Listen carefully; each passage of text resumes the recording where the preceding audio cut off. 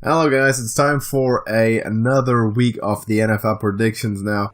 Last week I still did pretty well. My record is steadily improving, which I'm fairly happy about. Like I've said it in the previous videos, but I'm kind of getting into that groove now. I'm actually completely in that groove.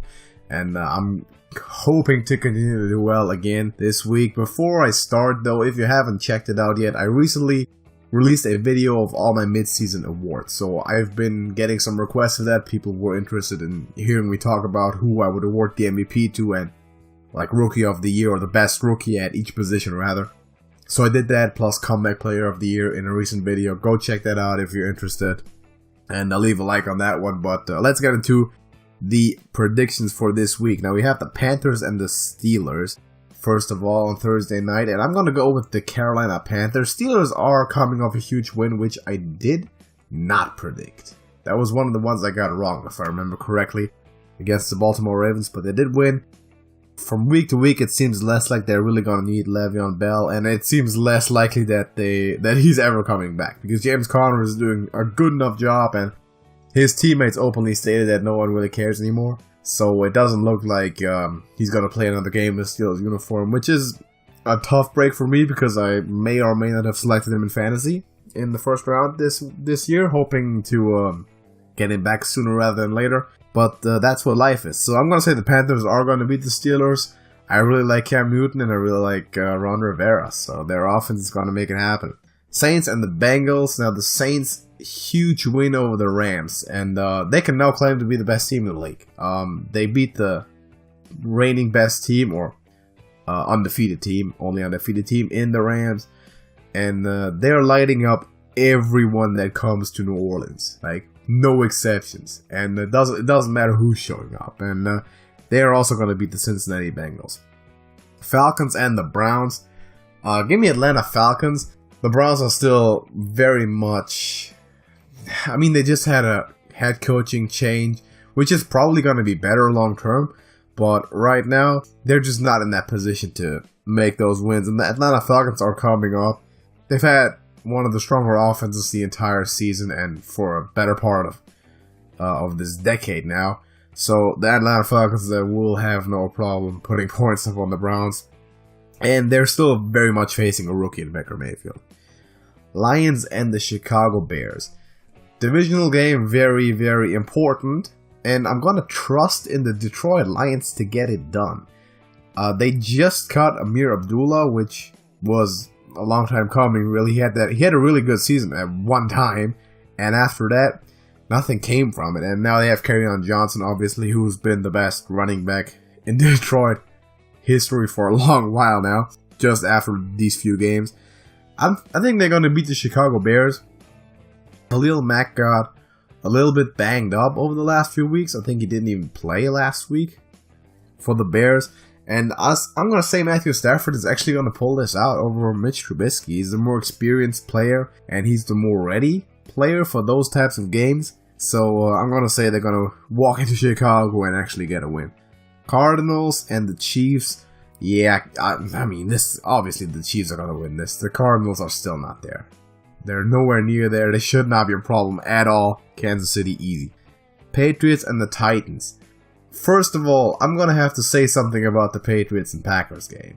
I'm going to pick the Patriots over the Titans, by the way, but that's a controversial point and I can't abstain from talking about it as well. So, did that game demonstrate something about the quarterbacks or the teams? Yeah, it showed me that the Packers have a worse team than the Patriots in every single aspect except for maybe quarterback. It doesn't happen a lot that Tom Brady is the worst of two quarterbacks in a game. As a matter of fact, it happens like once in 10 years maybe. And in this case, where it maybe happened, with Aaron Rodgers being on the other side, who is still the best football player in the NFL, by the way, Aaron Rodgers is not going to make up that difference because of how great Tom Brady is.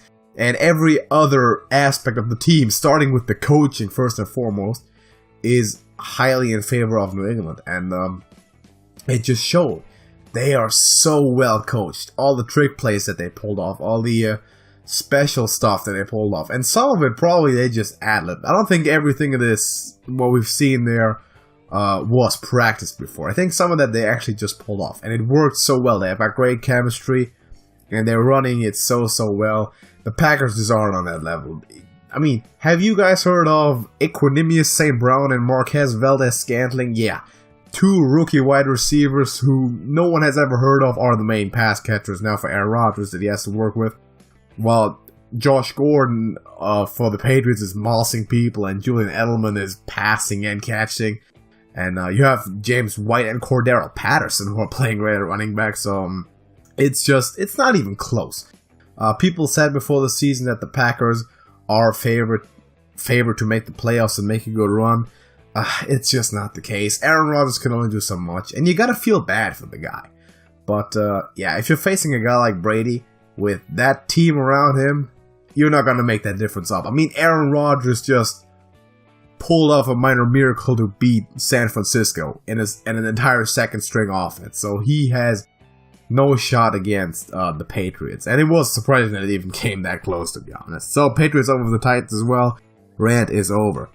Redskins and the Buccaneers. I'll take the Washington Redskins. Ryan Fitzpatrick is still very much unknown. I don't know what to really think of him. He can pull out 40 points at any given time, I know that. But I don't think he's going to do it in the Redskins defense. Featuring Deron Payne, Jonathan Allen. A very, very strong defensive line now, and a good linebacking core as well, by the way. So Zach Brown is balling out of his mind this year. So Redskins are going to keep the Buccaneers in check, in my opinion. They have a better team. They're still looking for their own division win, of course, and they're going to beat Tampa Bay. Bills and the Jets. This is going to be a tough game to watch. Both, of course, with rookie quarterbacks. I think the Jets are going to win it.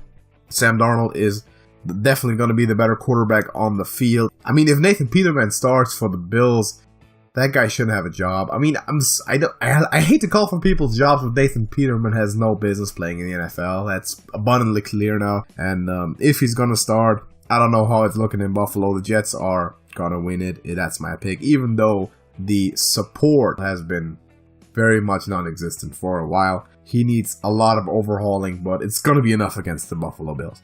Jaguars and the Colts. I'm going to take the Indianapolis Colts. Now, tell me, go back to week 1 or 2 and tell me I'm going to take the Colts over the Jaguars in mid-season, I'm going to declare it crazy. But Andrew Luck is playing a career season. Been coming back from 2 years of just having his shoulder injured the entire time. And the Jaguars are very much crumbling under their offense. Blake Bortles just is not going to get it done. And Andrew Luck has the ability to tear up that defense just enough to take the Colts to victory over the Jaguars, and that is what he's going to do. Chargers at the Oakland Raiders, easy pick. Chargers are clearly going to win this. The Raiders are the worst team in the league, and the Chargers are dark horse Super Bowl contender this year. They're really strong. Should be no problem. Seahawks and the Rams. Divisional game, and this might be closer than a lot of people think. I'm going to pick the Rams anyway. They are favored. But they lost 1 game now. They should have probably lost 2 in a row, honestly. They should have lost in Green Bay.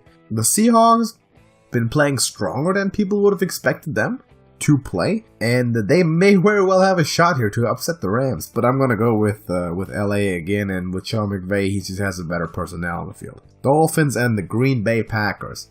Being said everything that I did, the Dolphins are the Patriots. We've seen that very clearly this season, and the Packers and Aaron Rodgers is high class enough to beat teams like the Dolphins just by himself. He's going to pull this one off.